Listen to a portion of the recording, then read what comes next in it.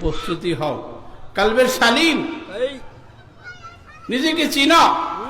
Socrates বলছে no দাই self, তোমাকে তুমি জানো, তোমাকে তুমি জানো। রাসূল বলছে মান আরাফা নাফসাহু ফাকাদ আরাফা রাব্বাহু, যে চিনেছে নিজকে সে চিনেছে তার রবকে, আল্লাহকে।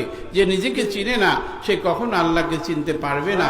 কোরআন শরীফ আছে অফি আনফুসিকুম আফালা তুবসিরুন, আমার নিদর্শন তো বান্দা তোমার মধ্যে আছে।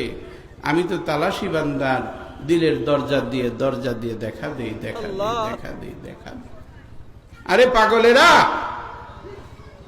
আল্লাহর জিকিরে মশগুল হও, নামাজে মশগুল হও। নিঃসন্দেহে কাঁদতে কাঁদতে তুমি আল্লাহর নূর দর্শন করতে পারো, দর্শন করতে।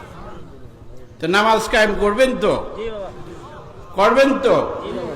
দেখেন এই ঘর বাড়ি ছেলে মেয়ে সন্তান আর বউ বেটি আপনার কবরে যে জব দিবে, জব দিবে?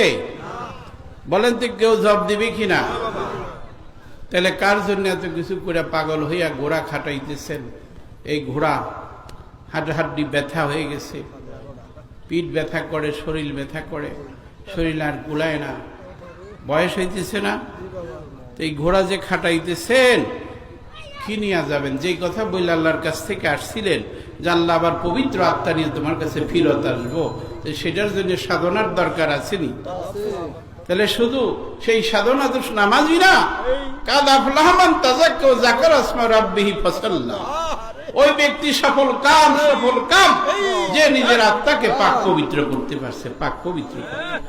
আরে বাবারা, মায়েরা আমার, প্রত্যেকের এই আত্মাকে পাক পবিত্র করে কবরে যাইতে হবে। নিজের পারের করি নিজেরই নিয়ে যাইতে হবে, কেউ দেবে না।